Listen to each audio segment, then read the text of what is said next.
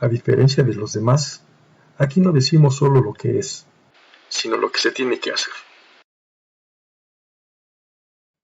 Bienvenidos a todas y todos, en especial a la comunidad estudiantil que actualmente cursa la carrera de arquitectura, aquellos que están por concluirla y también aquellos que ya están buscando su primer trabajo. En este video y en los siguientes abordaremos el proyecto arquitectónico, no desde el plano académico, sino desde el plano laboral, es decir, el ejercicio profesional. Esperando que puedan contar con buena información y les sea de gran ayuda, comenzamos.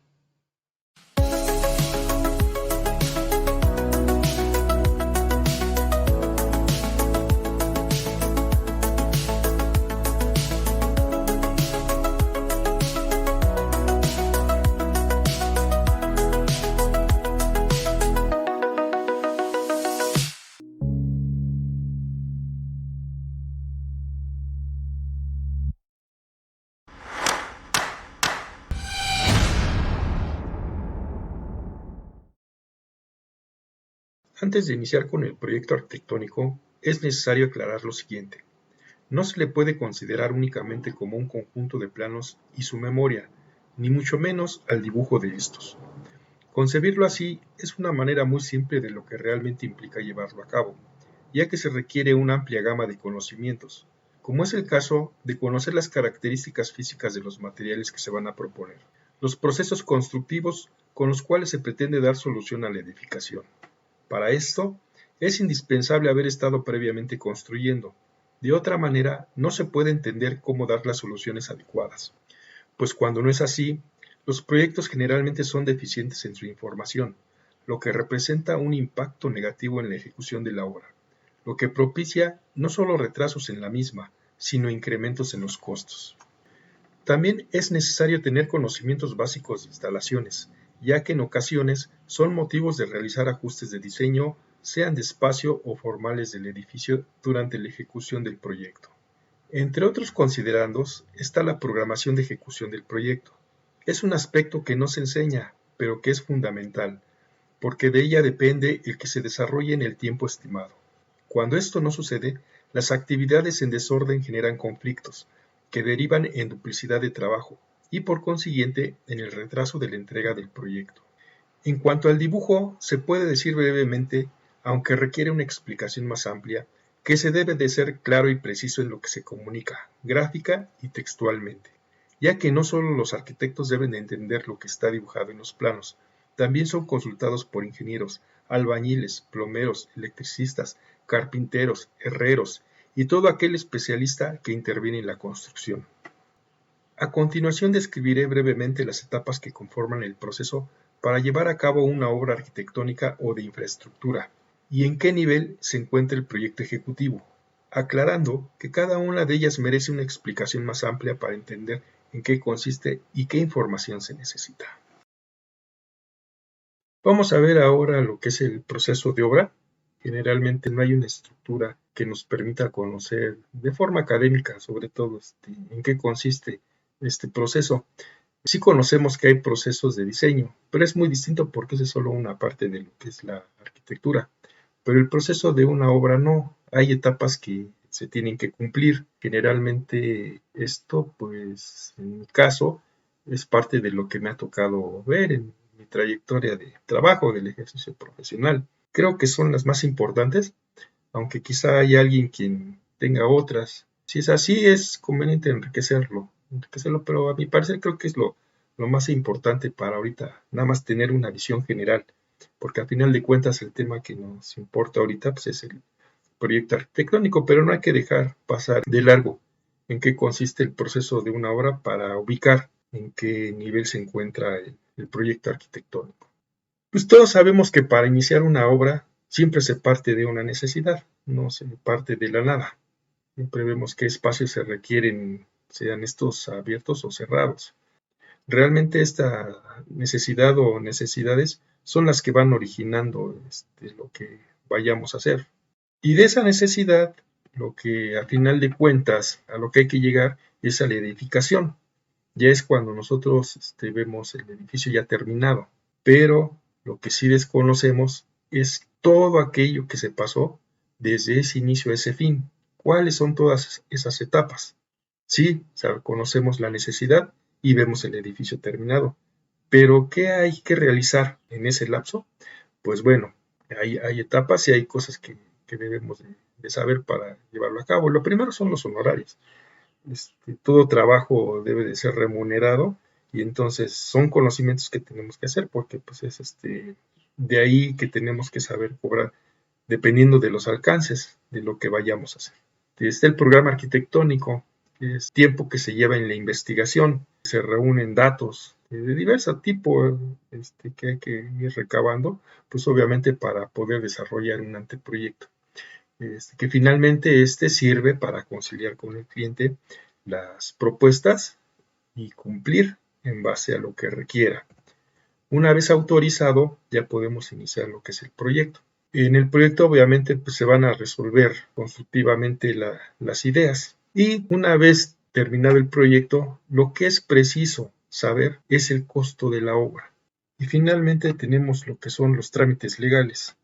Esto dependerá del lugar donde se pretenda construir, pero sin ellos será imposible llevar a cabo la construcción.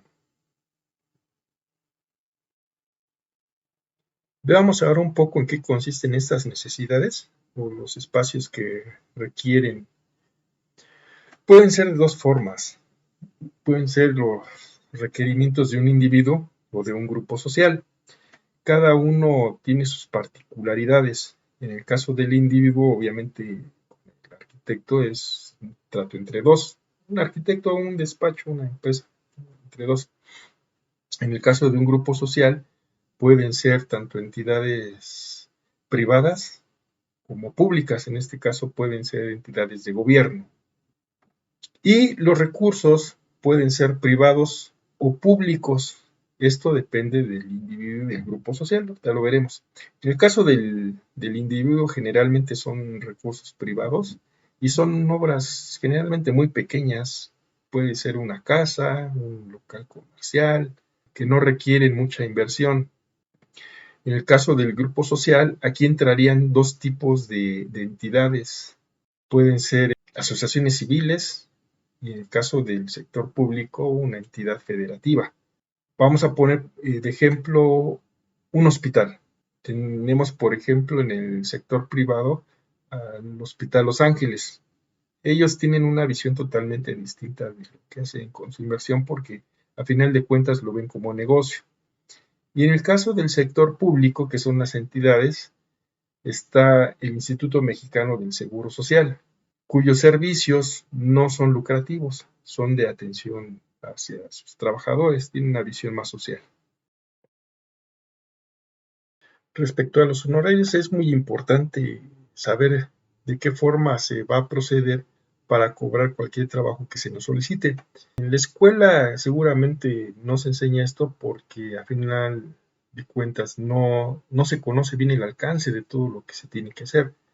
Generalmente a lo más que han llegado es hacer anteproyectos, no más. Pero también recién de que uno sale de la escuela es precisamente uno de los problemas a los que se enfrenta uno. Cuando a uno le solicitan un presupuesto para un trabajo, pues uno no sabe cómo hacerlo. Entonces uno anda indagando cómo hacerle, consultando la red, que muchas de las veces no es tan acertado. Entonces, en mi experiencia me han tocado conocer tres formas de cobrar. Las dos primeras no son muy acertadas. La tercera creo que es la mejor y es la óptima, la adecuada. En el primero hay quien se dedica a cobrar por planos. Vamos a poner de ejemplo el proyecto. Cobra por planos, pero inicialmente, como no conoce realmente cuántos planos van a salir, se hace un aproximado, pero una de dos, o incluyó el número de planos correctos, o fueron menos o fueron más. Eso a todos nos consta lo que hemos hecho proyecto. A veces pensamos que son dos planos de carpintería, pero sucede que luego son cuatro. O hay quien dice, no, pues ponle cinco y sucede que nada más salieron dos. Pues no es muy preciso los planos. Sí tengo una experiencia de hace años que Teléfonos de México, en un despacho donde yo trabajaba, les pagaban por plano, porque Telmex ya tenía sus prototipos, entonces lo único que contrataba era el dibujo, el desarrollo de los proyectos. Cada plano tenía un costo. Es la única vez que me tocó conocer este tipo de cobros. Lo otro que se hace a veces es por plantilla, sobre todo cuando concursan y muchos no tienen mucha experiencia, pues parten todo su personal entre arquitectos, dibujantes, ingenieros, el contador, la secretaria, se arma una plantilla y se les asigna un sueldo.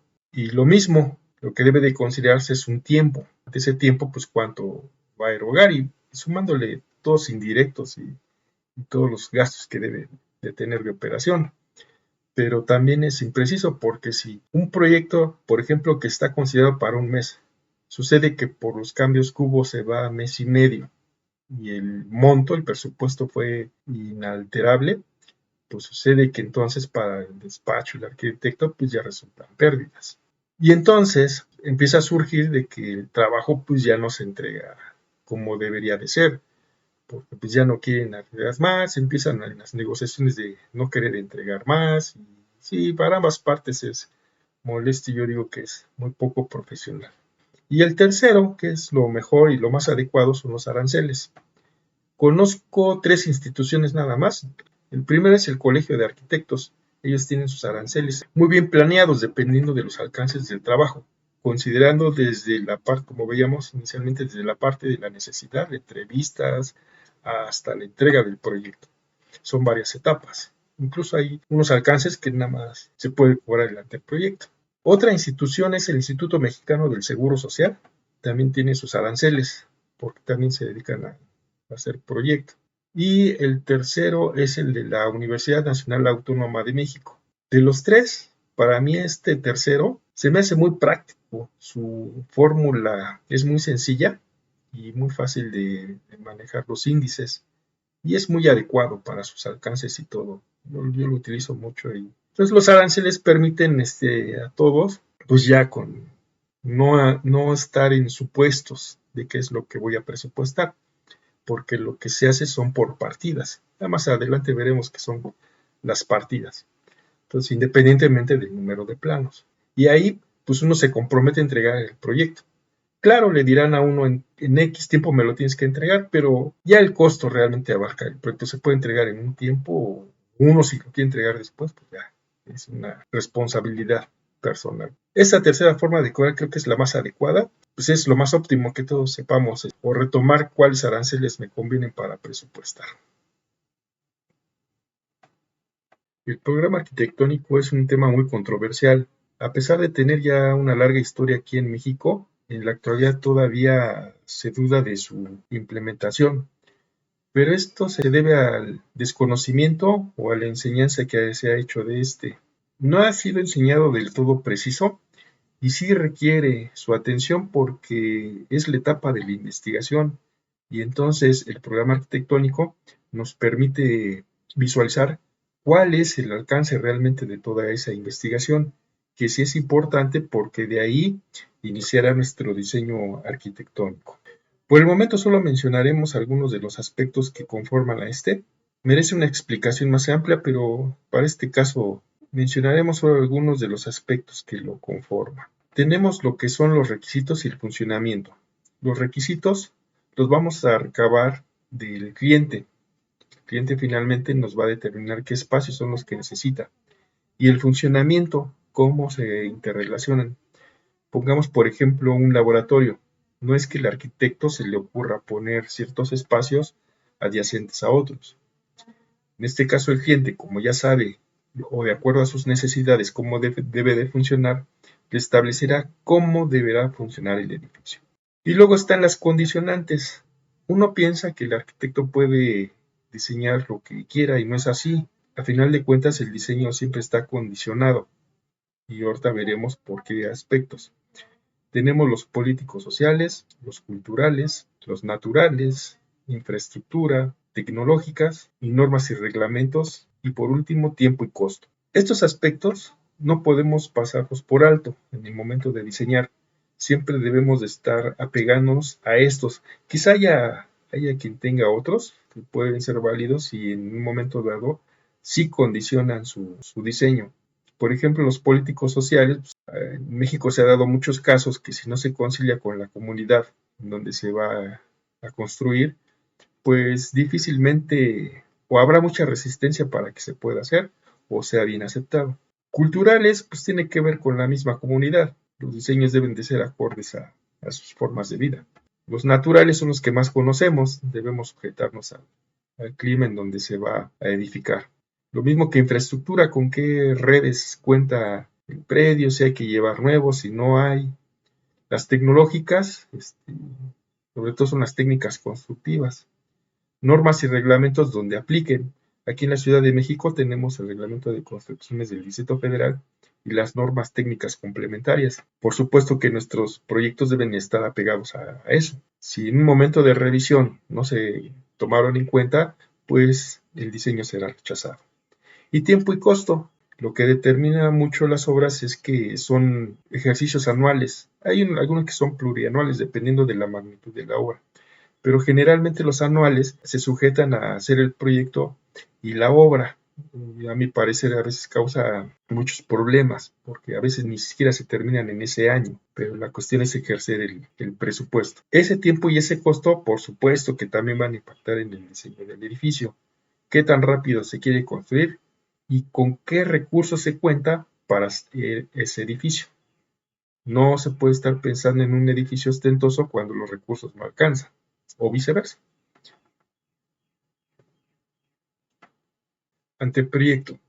Es con lo que más familiarizado está la comunidad estudiantil, porque generalmente en los 4 o 5 años que permanece uno ahí, es lo que más se hace, anteproyectos.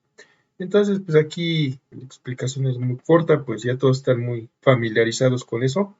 Solo cabría nada más decir que, pues consiste en hacer una presentación al cliente que deba de ser clara y lo pueda entender sin ninguna dificultad, al cual se le van a presentar plantas, cortes, fachadas, perspectivas, incluso maquetas, a veces hasta animaciones. Todo esto es, como les digo, para presentación al cliente, para ver cuál es la propuesta arquitectónica.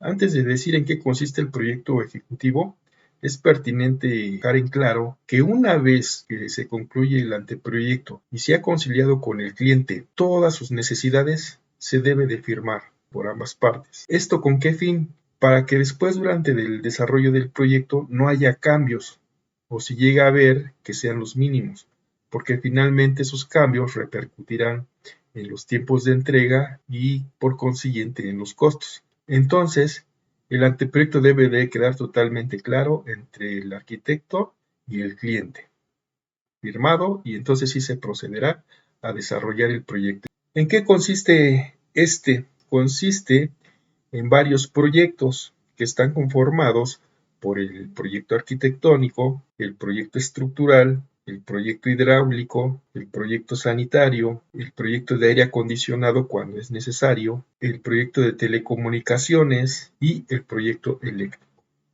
Pero además de estos proyectos son necesarios los siguientes documentos: las memorias de cada uno de estos y el catálogo de conceptos, que generalmente cada proyecto tiene el suyo, pero en conjunto se entrega uno en general.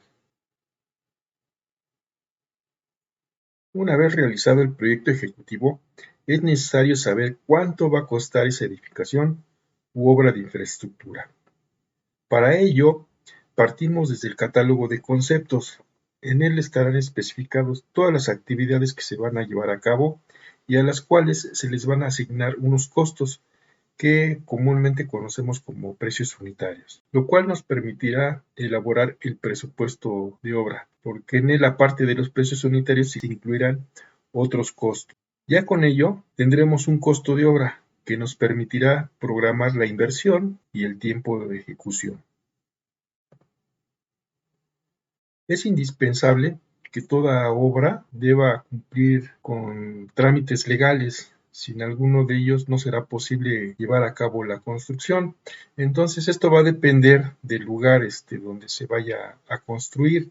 Algunos ejemplos de esos trámites que son requisitos que se tienen que cumplir por obvias razones: el título de propiedad, la constancia de alineamiento y número oficial, permiso de uso de suelo, licencia de construcción, dictamen de impacto ambiental, Solicitud ante el INAH si se trata de patrimonio histórico, entre otros.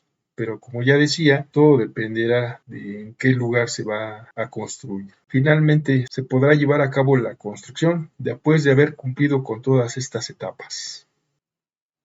Espero que esta breve información les sea de gran ayuda.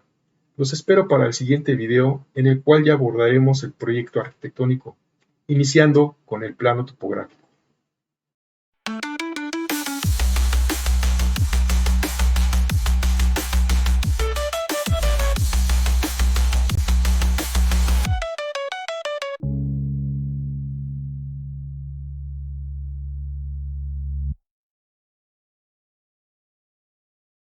Si te gustó este video, te invito a que presiones el pulgar hacia arriba.